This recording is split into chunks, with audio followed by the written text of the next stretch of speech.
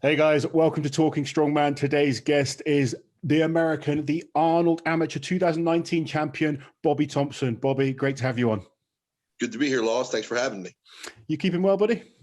I'm keeping well. Can't complain. How about you? Yeah, good. Not too bad. Obviously, saw you very recently. We were out in Dubai together. Good performance over there by you. How's the body feeling after that show? Body feels great. Really, the only thing to bounce back from that contest was the jet lag. But once I got back home, got acclimated, it was right back to training. What was the time difference for you guys? Oh, geez. I think home was 8 hours behind. So there was quite a bit. And then, jumping the time zones from the plane, that was a little interesting. But is that one of the first times you've had to deal with that situation? oh, no, not at all. Right after winning the Arnold Amateur, Dion sent me out to Lithuania to compete at one of Z's shows. Cool. And that was getting off the plane. They were 7 hours ahead of us back home. So I was getting off the plane, competing the next day, and coming home the next evening. So that's cool. It's something that I think a lot of people that watch on TV don't appreciate, because it's often we're not getting a long time to acclimatize to being in these different time zones and stuff. So I remember doing a show. Well, doing a few shows back in the, I can't even remember what year it was now, but literally I think I flew to the States for World's Strongest Man, flew back to the UK, then I went to China, flew back to the UK, and then I went to Canada, all within about 10-day period. My body was just screwed completely. And I think I failed to do like a 440 stone. And then you get people online saying, oh, I can do that, blah, blah, blah. I was just. Yeah. Oh, but could you do it in my circumstances? No. I was like, yeah, I can do it. When I'm fresh in the gym, it's a little different, but good. It's good that you're sort of getting used to that experience, because the more you travel, you kind of need to be used to it. Although saying that, World's Strongest Man back in the States this year, so that must be nice for you. It is nice. I am looking forward to being on my home turf. I'd like for it to be a little bit closer to me than California, but it's good to have it back on this side of the world. Cool. So last year was your first World's Strongest Man. I want to kind of talk to you about that, really. First World's Strongest Man is normally an exciting one for like anyone that's involved in strongman. That's the kind of pinnacle of what we aim for. So how was it? It was a unique experience. Not under the best circumstances for me. I got my invite about a month out as a replacement, as a stand-in. And I'd actually just broken up with my significant other at the time, and I was living out of boxes and sleeping on an air mattress in my best friend's spare bedroom. Okay. So it was kind of like everything all at once. But other than that particular side of it, it was a great experience. The guys were very welcoming. There were a couple things I wasn't prepared for mentally. The stop and go, the television side of it. But as far as the contest as a whole, it was great. I have no complaints. Cool. The World's Strongest Man, I mean, people that have listened to me probably go on too much now, but it is a very different show to all the other ones that we do. It's not like the one-day shows or even some of the two-day shows where it just, you start the show and you get on with it. World's Strongest Man, it is very much, okay, get ready to go. Okay, just wait. All right, you're going to go. No, wait. And that can be quite hard to cope with, I think, for a lot of people first year. I think once you've had 1 year at Worlds, it kind of, you do learn from it, and you sort of learn to not waste energy until you sort of know, okay, I'm going out there now to do this event. Exactly. It's a real drain on the arousal curve almost, because it's get yourself hyped up, you're ready to go, you're in the mindset, and then it's no, camera crew has a problem, we have to stop, go sit back down. And I'm sure it's you in particular being the kind of athlete you were, where you could turn things on and you were ready to go. That drains you. You can't always reach back and press that button over and over and over again. So that was also an adjustment phase. Yeah. Well, you've done a number of big shows now, so I want to start at the beginning, like I do on most of these, and we'll talk about what got you into strength. I know you've got a really supportive family around you. Your dad, I met him out in Bahrain, really cool guy. Good to see him. You've got that close knit, I guess, family group. It makes such a difference. It makes a huge difference. My dad's been on the ride since day one. He didn't know much about it. I don't come from a family of strength athletes. My dad was a cross country runner and skier. Yeah. So it was very new for him when I started, and he didn't see it taking off to where it did. But he has definitely always been he never told me I couldn't do it. It was always just, how are you going to do it? Sure. Kind of deal. So no, he's been a huge support system and continues to be to this day. Well, I think if you've competed in any sport, it definitely helps. You know, whatever you transition to, you know how to compete. You understand the mindset that's important. And I mean, like I said, take me back to the start. What was the moment that young Bobby was like, I want to be a big, strong dude and lift up weights and pull airplanes and do the crazy stuff that we do? So I've always been. I come from a very small town setting. At least when my family stopped moving around, and I was always the strong guy to begin with. So I always had a desire to pick things up and move things. And then it was literally, I was working in a gym and a couple guys walked over and said, "Hey, we're doing a contest. This is what it is." And at the time, I knew what Strongman was. I was a fan, but I didn't know how to access the sport. And it was a very small contest. And I walked in and I won. And I was like, okay, well, this is fun. This is neat. And then my coach picked me up and he asked me if I wanted to do things for real, if I wanted this for real. And I was kind of big-headed. And I was like, what do you mean do this for real? I just won my first contest on my own with almost no training equipment. And he's like, oh, okay, well, let's go ahead and see. And it was off to the races at that point. He really plotted out my success. There were no, hey, this contest is here, we're going to go do this just because. It was, no, we were going to do everything with a purpose. Everything is a step to move in the direction we want to go. So I think he saw it coming long before I did. I think clearly, you'll see it yourself. You know, when someone comes in and they're that good that quickly, mm-hmm. you do want to sort of look after them and try and help them progress. And it's quite a common story with a lot of the top guys. You do your first competition, and you just destroy everyone without knowing what you're doing. And exactly. I think it's very hard for a lot of people. I mean, there is exceptions to this, but it's hard for a lot of people to understand how important good genetics are when it comes to doing any sport. I'm not talking about just strongman, but you know, the best in whatever sport they do tend to be very blessed in you know, genetically to perform in that sport. Now, that's not to say there isn't a shitload of hard work that goes in as well, because there clearly is. But I think to really excel in strongman, you do need a bit of that natural ability to start with. You do. I was blessed with genetics. I've always been a big guy, very strong guy. I graduated high school at 6'1", 265 pounds with a six pack. Yeah. I just was the genetically gifted.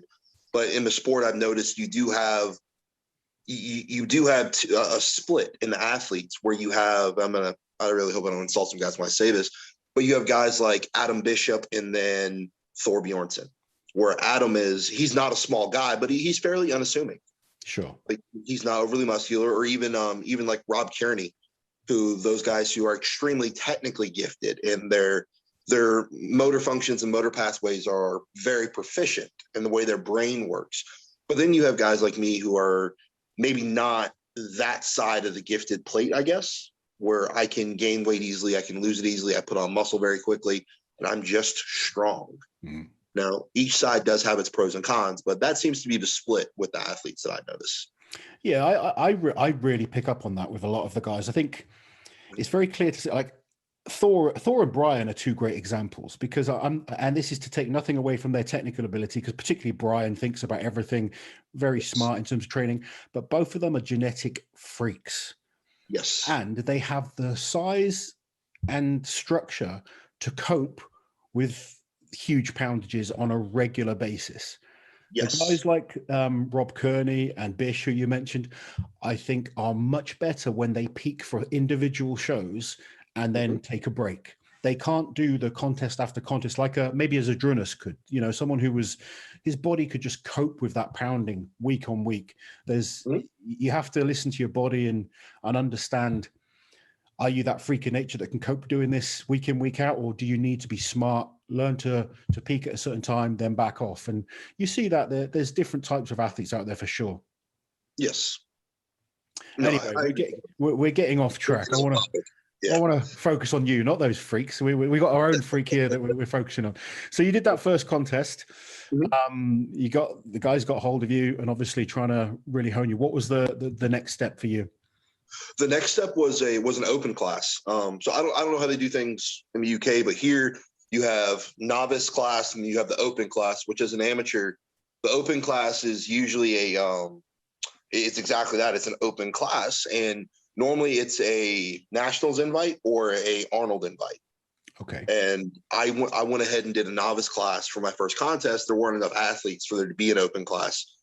So my coach said, okay, well, we're going to go do this contest next. It was called the Capital City Classic, and it was a contest my coach had done.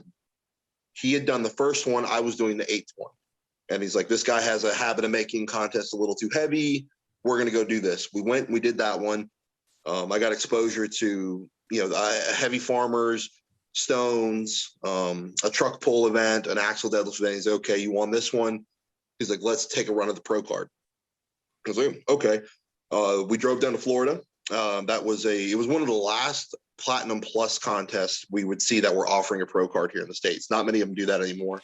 It's funny, like in the UK, we're not used to the pro card system. I think you've got a great system out there. It's Dion Wessel, isn't it, who runs the Masters now. Okay. Yeah. Don't call her Wessel. That's ex-husband. She will get very irritated with you. I apologize to Dion there. I didn't even know that. So there you go. But it's a real good system for up and coming athletes to actually step up each level. In the UK, it's still at the moment we have novice comps, we have intermediate comps, we have open comps. Then you've got like the more pro level comps, I guess, as well. But then there's all the different weight classes, and it's, there's no real structure. You can go from one show to another. The weights can be completely different. So it's harder to get that steady progress, I think. So the pro card in the States is almost, I don't want to call it a death sentence, but because we don't have very many this year's been the best year it's ever been. Dion has put her foot down, hit the gas, given us more opportunities to compete this year than any of the other years I've seen so far. And then guys like Rob Kearney have also stepped up and say, hey, I want to hold a pro show, and have put sponsors together. But prior to this year, really the only reason to get your pro card was if you could get it winning the Arnold Amateur, because then you got your pro card and then you could go do all the Arnold, the international Arnolds with a paid invite. Sure. Before then, there was really only one pro show a year, and that was America's Strongest Man, which wasn't associated with Worlds or anything.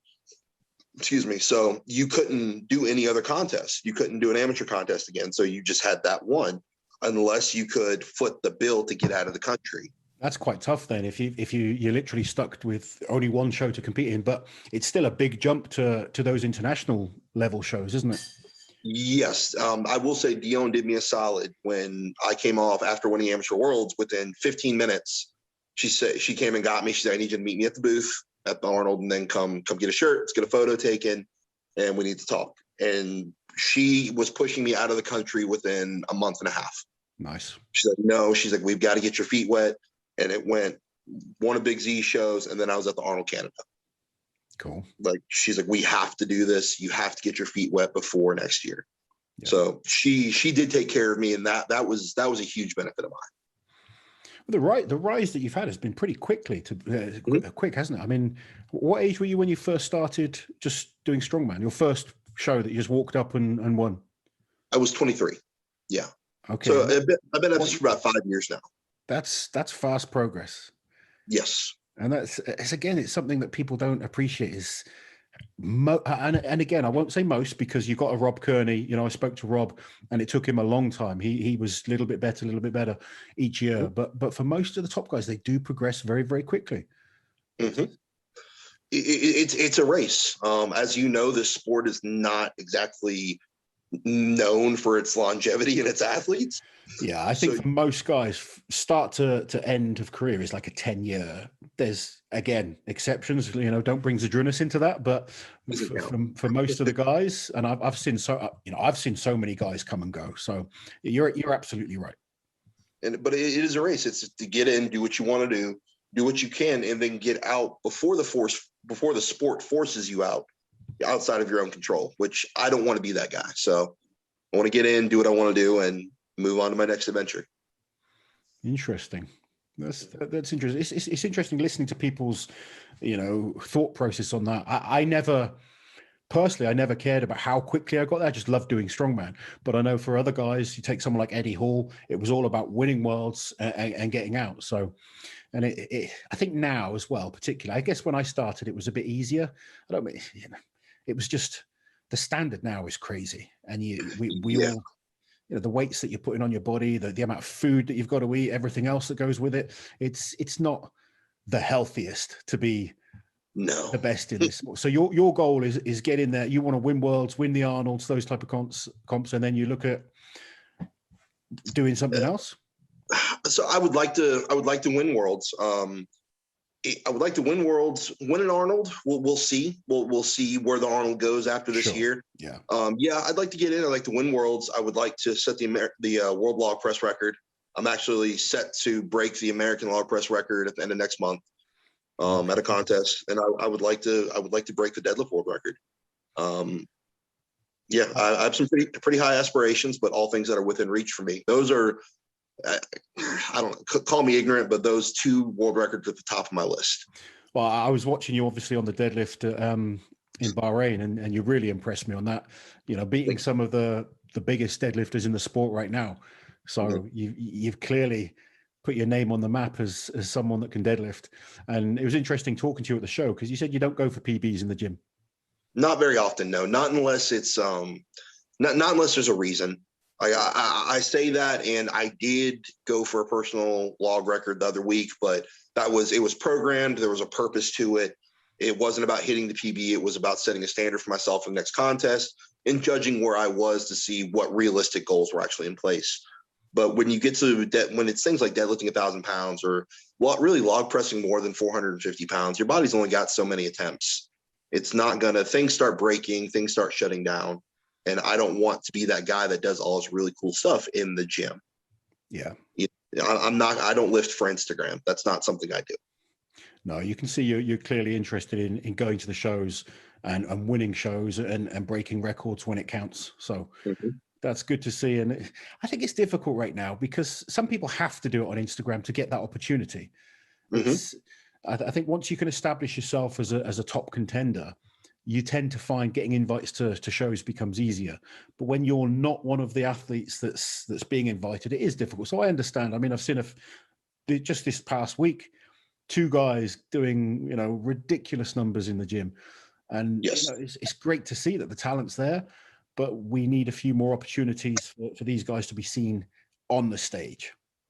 You're 100% right. And I think that does come into the strategy of, as you're coming up the ranks, how you're going to do. That was the Arnold Amateur being the case for me. My coach was there with me. He had not attended the Arnold Amateur when he was competing, but we did our research. We knew how things were going to work.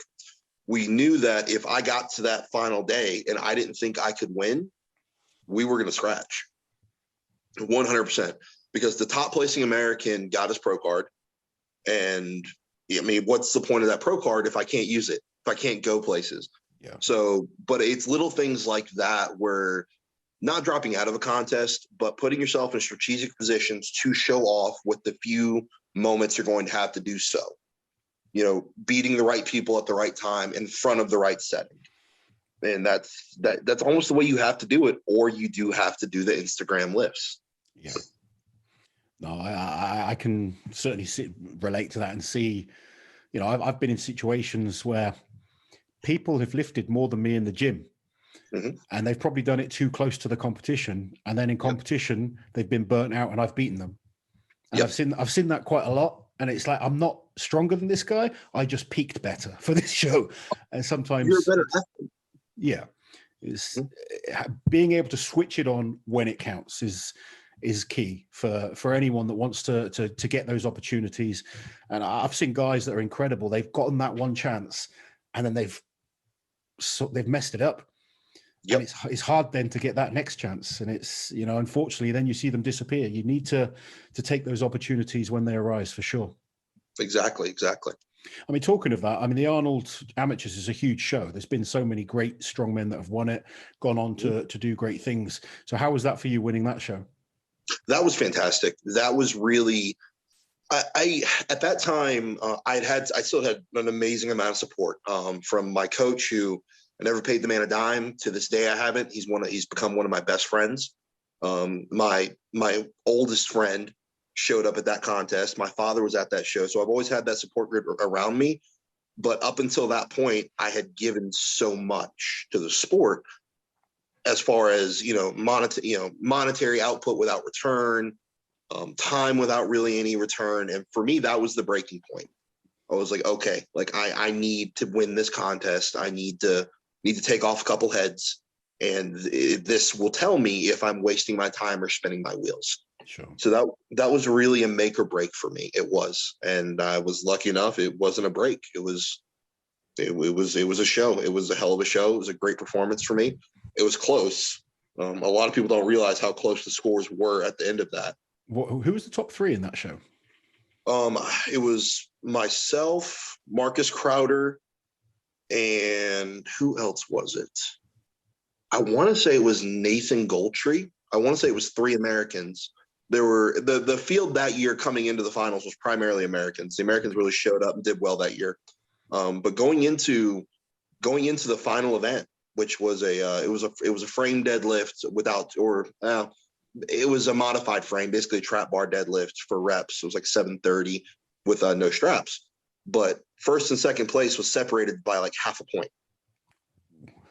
So it was nail biting finish. It was do or die. Like that's what it was. And it didn't help that we both were Marcus. He's dealing with some injuries now, but at the time he was an amazing deadlifter. He truly was. Statically, he was very strong. So when I found out he was the guy I was going against, that was the event. I was like, well, here it comes. We lay it all out on the floor now. Yeah, that's cool though. To have to fight and then win the contest. It kind of you feel like you've earned it afterwards. Yes, that made it so much better. And then you got the opportunity, winning that show, you get to come back and compete in the main Arnold's the following year. That must have been not an intimidating experience, but an amazing experience, really. Just I think going from that amateur level, which is, I know how high that is, particularly in the States, but going up to against the guys you, I guess, looked up to. Yeah, it must have been an awesome experience for you. It was. That was a bittersweet contest for me. I completely ruptured my distal bicep tendon 7 weeks prior. So there essentially was limited to no training for the 7 weeks leading up.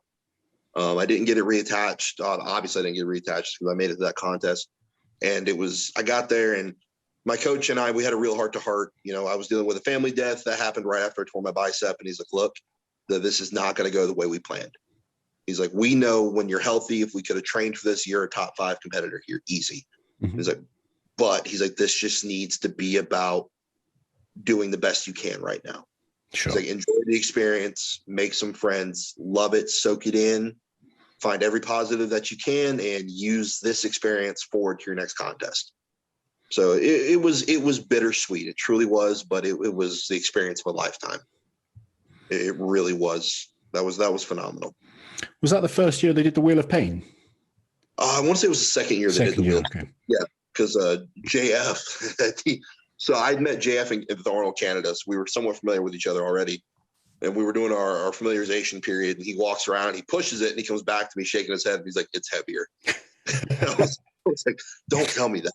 Is he trying to fuck with you? Or? I don't know. Like, JF is smart. I think he tries to fuck with all the new guys a little bit. JF is very smart and very laid back as well. You'll notice with him, like, he will say things to kind of get into people's heads, but nothing really affects him too much either. So no, but I knew the Wheel of Pain wasn't going to be a strong event for me. I've got 2 screws in each foot and a bone fusion on each foot, so my big toes don't bend. I play flat-footed, so with a truck pull or a pushing event where you've got to get up on the balls of your feet, like that doesn't happen for me. So my coach was with me, and he even said, he's like, look, he's probably trying to screw with you. I was like, little does he know I suck at this event, so it doesn't. Joke's on him now. Yeah, right. Exactly. Okay, so you went from that contest, World's Strongest Man invite, again, a last minute thing, so not ideal prep. Mm-mm. Well, and that was that was not ideal prep. Between there was the Giants Live North American Open, which that kind of slipped through my fingers. Another injury has kind of prevented me from training my stones up to that point, but that's been dealt with. And I was in second place. Evan Singleton and I were fighting for first and second place all day. Yeah. And I get to the last event, couldn't load the last stone, and then Mark Felix knocks me off the podium by half a point.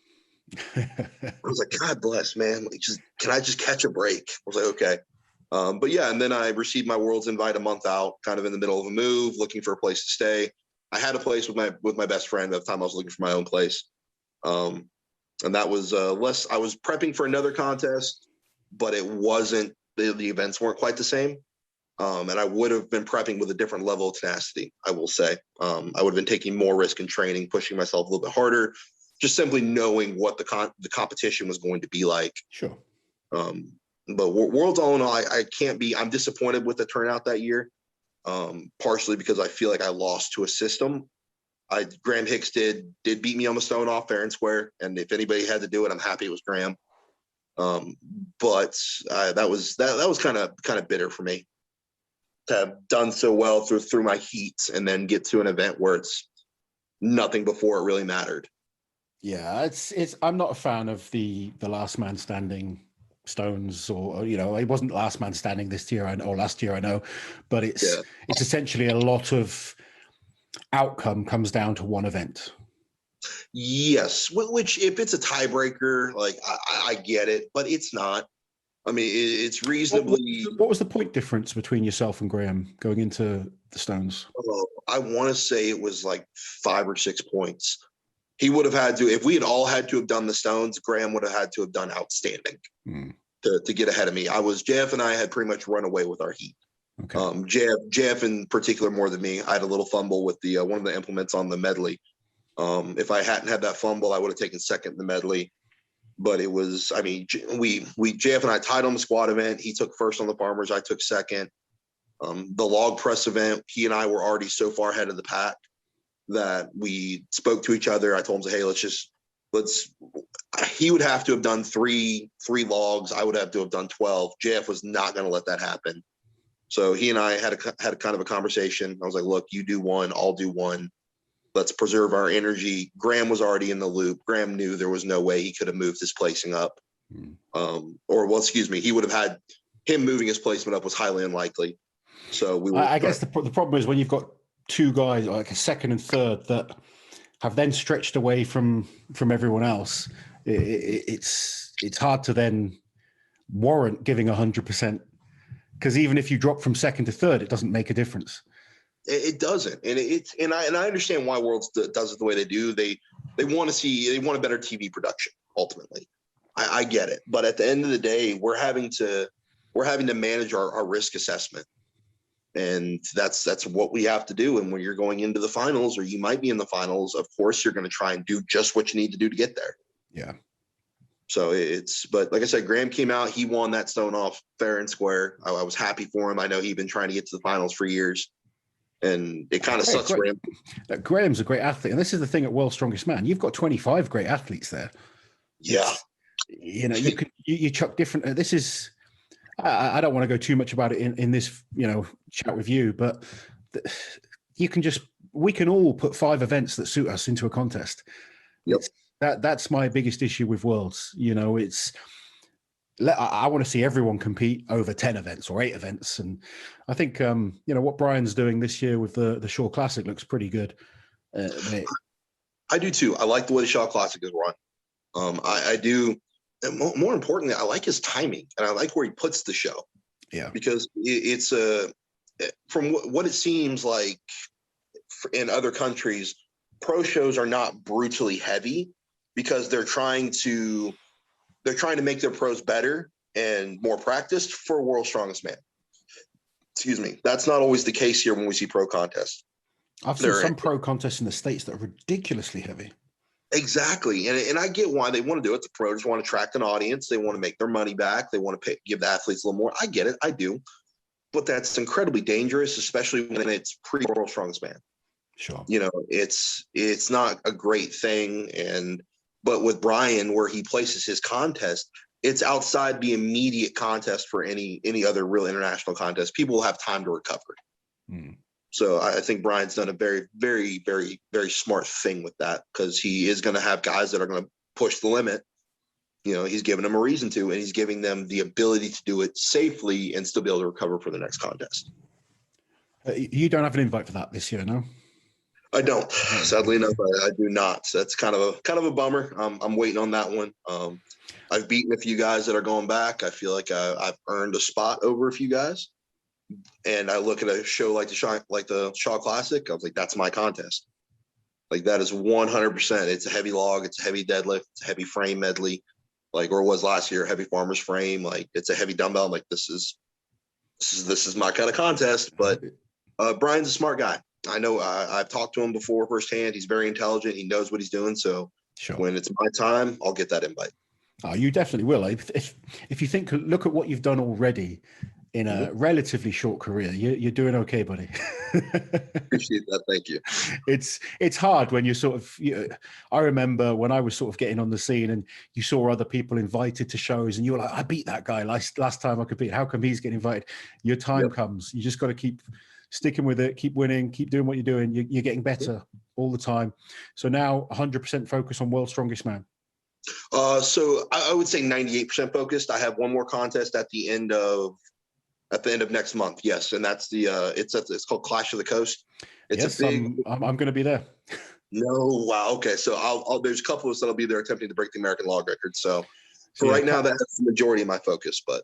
Cool. So you got the Clash of the Coast, which is the under 105 contest, the big under 105 contest, and they're doing the American Log Lift Championships as part of it. And you're feeling good for it then, yeah?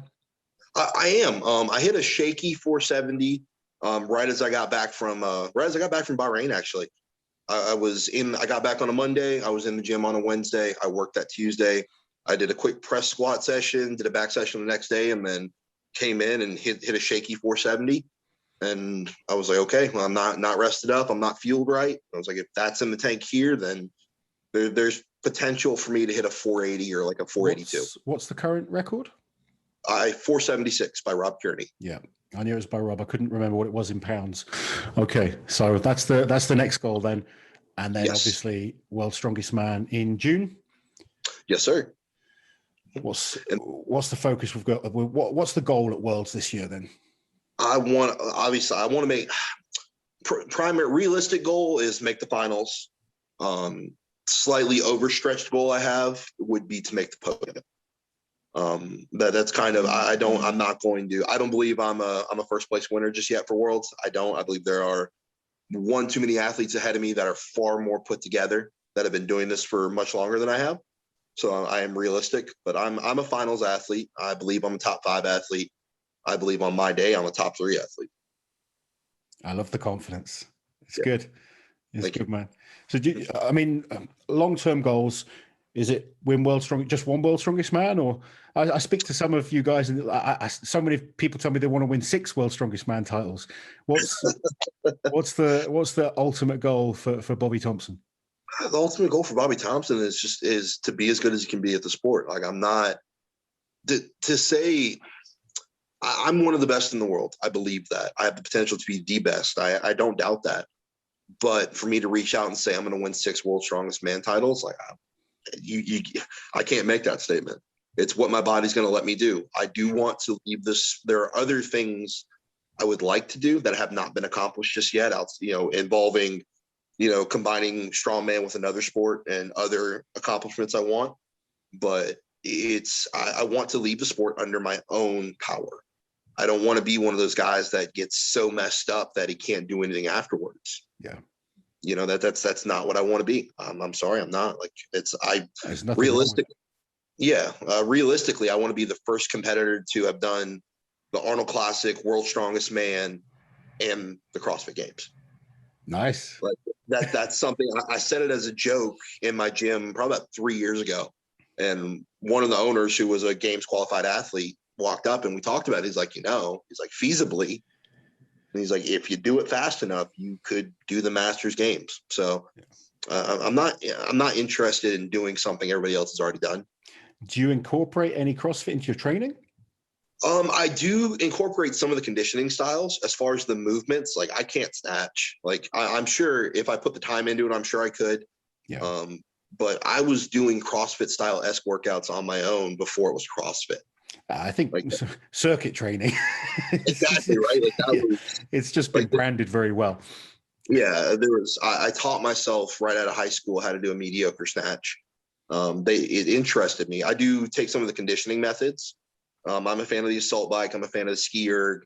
I'm a fan of the multiple station setups they have, but I'm not doing legitimate CrossFit just because my body wouldn't handle it. I've got too much scar tissue in places, lack of mobility.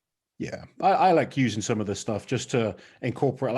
I'm not focusing on strength right now, but I'll do my deadlifts and do, 10, 15 calories on the skier between each set, just to keep my heart rate up. And they called me an idiot, but when getting ready for Amateur Worlds, there was a max axle deadlift, or excuse me, an axle deadlift for max reps. It was like 710 or 715.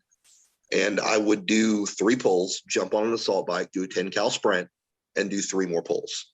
Or I was doing the same thing with a yoke run, where I would run a 600 or 700 pound yoke for a sprint, jump on the assault bike for 10 cal sprint, and then run the yoke back. I think it's great. I've been doing it. I never did this when I was training properly, but I would incorporate it now. I'm actually thinking of doing a show, and I will keep it up because my fitness level and my recovery level just feels so much better without having to do too much extra work. 10 calories is nothing for us on those machines. It's not at all, but there is, I have prescribed to a theory that if you want to be skilled at something, you do it frequently. But if you want to be strong in a movement, you do other things that make you better at it. And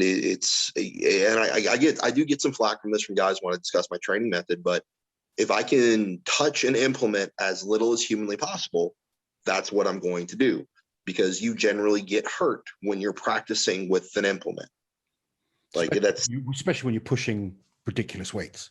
Exactly. It's all about the risk assessment and knowing, okay, can I minimize my risk of injury by touching this, 50% less? That's what I'm going to do if I know I can do it that way. I'm sure it's bitten me in the ass in a few ways, but everyone has slightly different things when it comes to training. There's so many people argue about what's the best training system, and there really isn't a best. There's certainly things you can do wrong, but it's figuring out what works best for you sometimes as an athlete, and you also believing in that system. That's half the battle. I've had this conversation with a lot of athletes in different sports, and some of the best guys in the world do the most unorthodox type of training you'll ever think of, whereas scientifically you'd be like, that just doesn't make sense, but it works for them.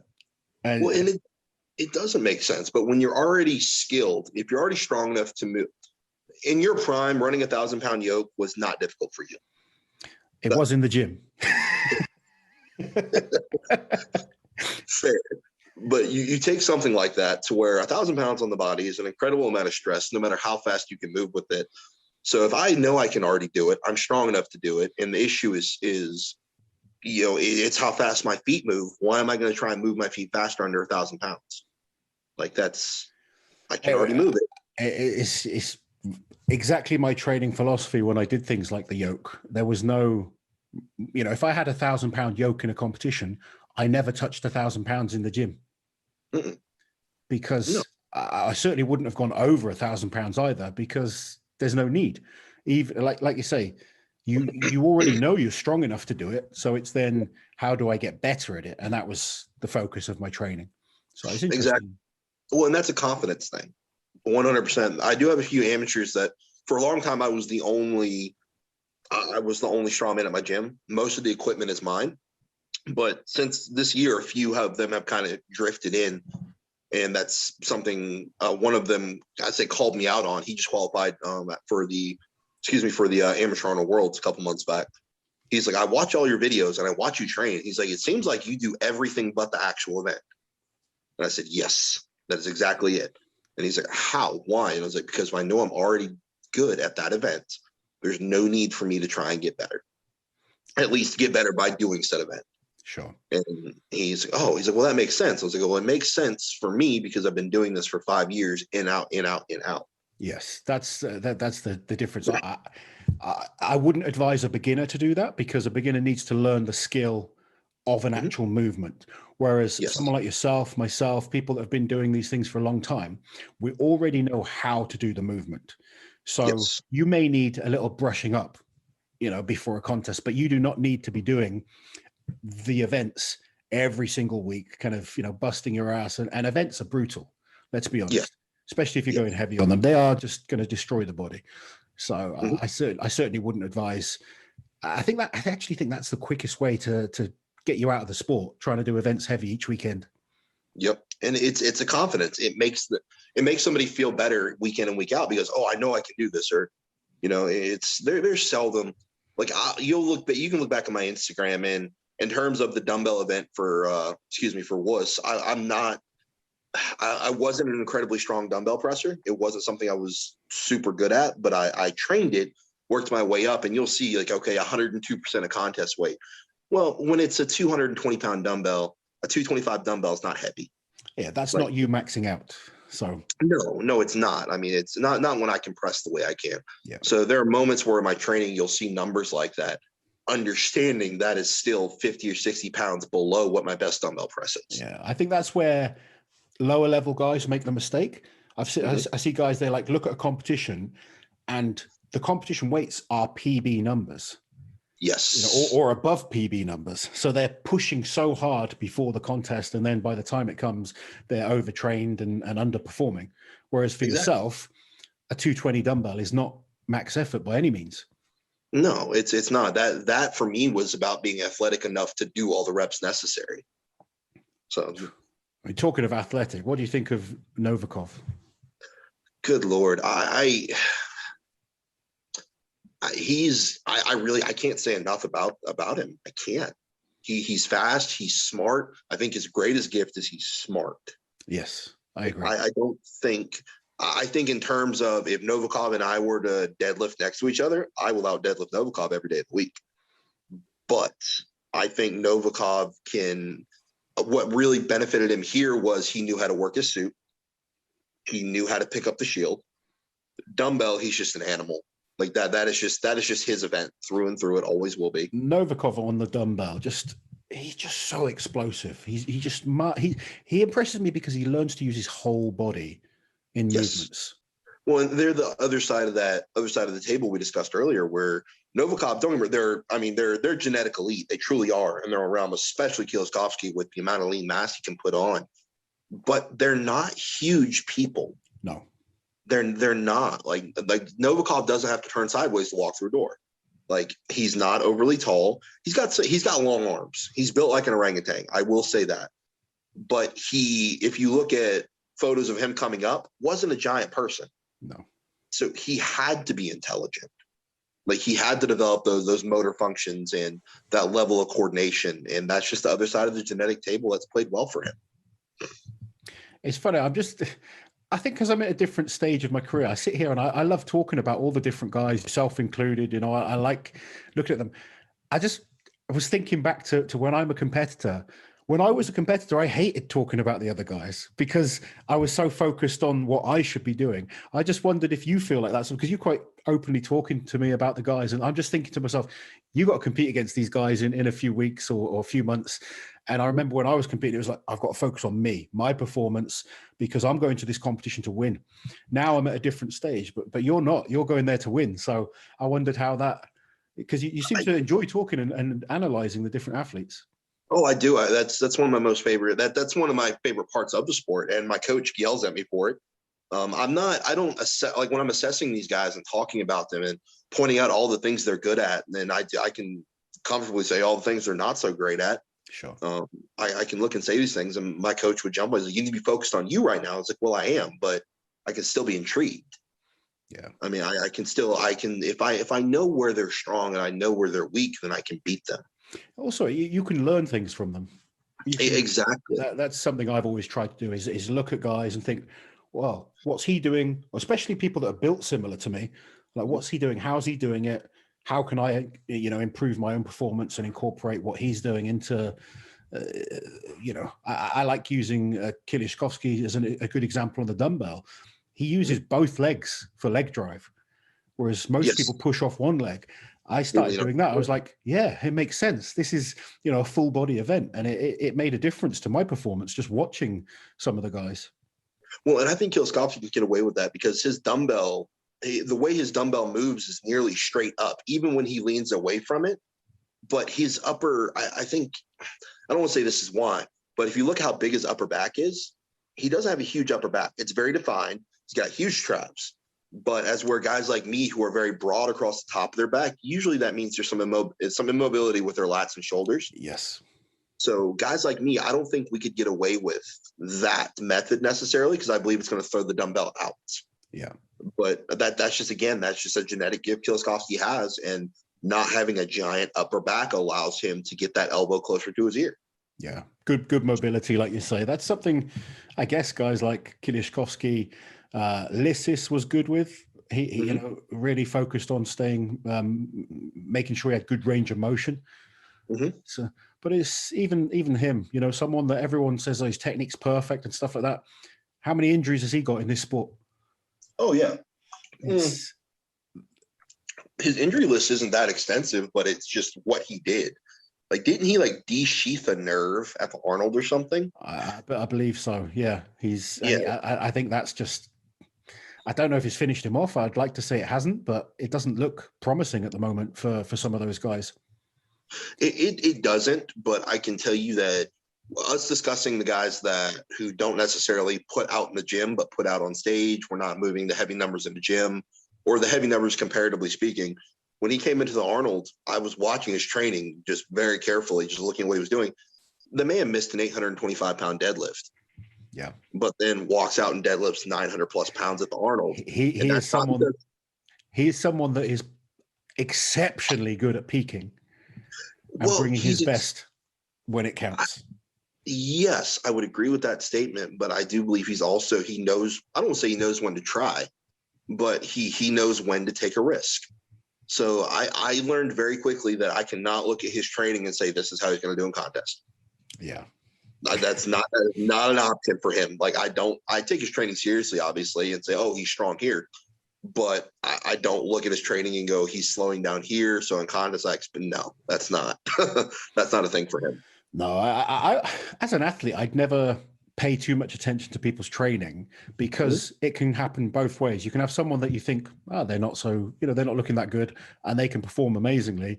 And the guys that you sometimes look at and think they're looking amazing, they'll come to the competition and crumble. So I always found just focusing on my own performance was the best thing to do, because it's the only thing I had control over. I agree. I do it primarily to learn.